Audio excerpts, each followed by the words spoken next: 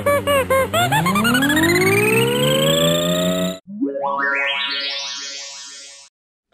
we're back at Space 2008 with Eric Adams, author of Lackluster World. Eric, thanks for joining us. You're welcome. Thanks for having me. What you been up to lately?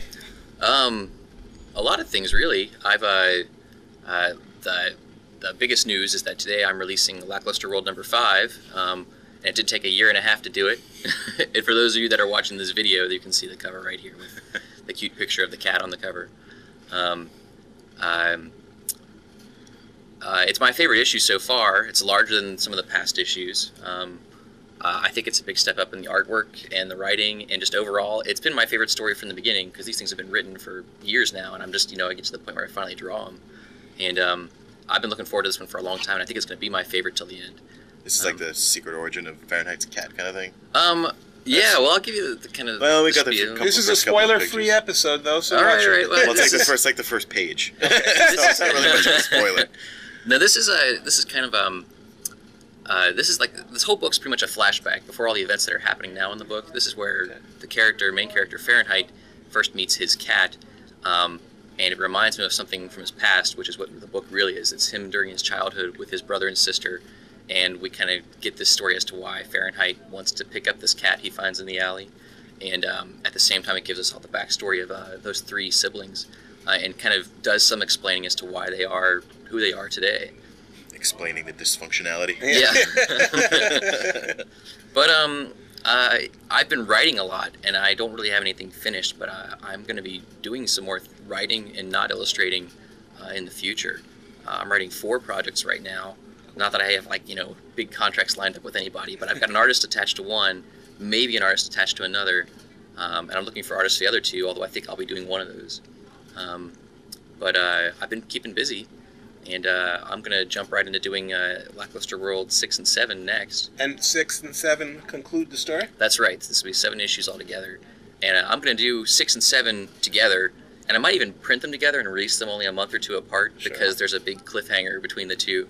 I don't want people to have to wait 8 months or whatever in between issues. So the goal, and don't hold me to this yet because it's still kind of early, I want to have that final issue come out next year at Space. And maybe we can have some kind of the end of Lackluster World celebration. I'm sorry. It's finally over. When did it start? How long is it going to end up taking you to have done all 7 issues of Lackluster World? This would be this is my 5th appearance in Space, and I started at Space, so this is kind of my 5th anniversary, or I guess it would be my 4th anniversary. So this is 4 years and a day for me. Now, as you approach the end of Lackluster World, have you found that it's changed since your original conception? Yes, it has. I think that I've matured. I didn't have the dialogue written word for word from the beginning. It was kind of something I left empty spaces because I wanted it to be fun by the time I got there, and not have this pre-written thing that I'm just kind of writing again. Because to me, when I do a book, it's like I write it and I'm telling the story as I write it, and then I draw it, which I'm kind of telling the story again, and I have to ink it and I'm telling the story again, and it gets kind of monotonous. So I try to make it a little exciting for me and leave some of those gaps there. But the general storyline is how things have fallen together has stayed pretty true. This issue, this 5th one in particular, has been pretty solid from the beginning. I knew almost exactly what I wanted to do with it. I'd say the only things that really changed is I got a cat, and I love my cat. My cat's like my daughter to me, and it really kind of affected the way I did this book, and it really made it a lot more emotional for me, and I'm very attached to this issue in particular. Now, you said that you had some projects where you're just going to be doing the writing, as opposed to Lackluster World, where you do the writing and the art. Right. Does that change the way you approach the material? Yeah, I don't have a lot of experience yet working with artists, and I mean some, but not much. And what I really want to do is try to, I guess you have to write things and tailor them for the artist. You have to pull from their strengths. So in that aspect, yeah, I'll be changing the way I do things to suit them. But I think the flavor of how I do things is going to stay the same. And I feel like I'm not really straying into really all that different territories of the things I'm doing, although they are very different stories. I could briefly say some of the things I'm doing without giving anything away. Sure. I've got a story about, well, the one's kind of, it's about, let's see, it's about amputation, time travel, Invisible Dinosaur. That tired old genre. It's pretty crazy, but it's really all about. And I think a common theme in all the things I put together is it's all about the things that make us who we are today. So we're always pulling from the past and trying to figure out who we are and, Sure. and what's built us. Past is prologue. Right. You're so smart. So there's that. That's a Deep Space Nine episode. Oh man, I just watched all of Deep Space Nine recently too, so I know exactly what you're talking about. But, So we won't go there. When you're picking artists or considering them, do you find yourself gravitating towards artists whose style is close to your own style as an artist, or different, or is there any correlation? I don't think I have a good answer for that because I don't think I know enough about how to search for artists yet. I think I have to do some trial and error first and see how it works out. See what the submissions look like and go, that works, that doesn't. Right. Because you've been on the other end of that with Stewart, where you were the artist commissioned by the writer. Right. In fact, that's something else to bring up. Stewart, we did that short story, and I'd love to do a graphic novel of that. So if there's any publishers out there that want to check out that story and are interested in doing a graphic novel, we want to do it. And that was a negative burn? It was a negative burn. Yeah. It actually ran in a, like my friend Chris Arendt wrote it, and he did it in a little ashcan anthology called Four Stories. And somehow, I don't really know the story, somehow the guys at Desperado got their hands on it and wanted to run the story in negative burn. And that was, like, I think at the tail end of 2006. And now he's parlayed that into a spot on the Tori Amos graphic novel anthology. Oh yeah, he's actually in July. He's turned out a lot of anthology work lately.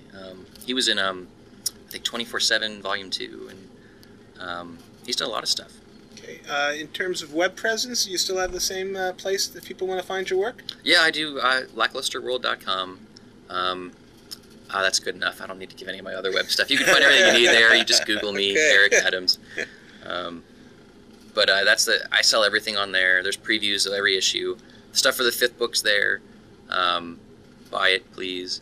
It's a very skinny boboy. He needs to eat. Yes. Buy the book. I'm not that skinny. Yeah, it's a wonderful book. Your mom By made us say Lackluster that. Yeah.